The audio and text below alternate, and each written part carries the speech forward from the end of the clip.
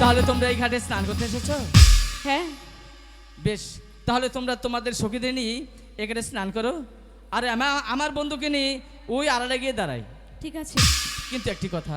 আবার কি কথা? তুমি স্নান করার পরে হ্যাঁ আমার সাথে একটু দেখা করে যেতে পারবে? দেখা করে যাবে কেন? দেখা করে যাবেন কেন? আচ্ছা, আপনি দেখা করে যাবেন, আমি তখনই বলবো যে আপনি আমার সাথে দেখা করবেন কেন।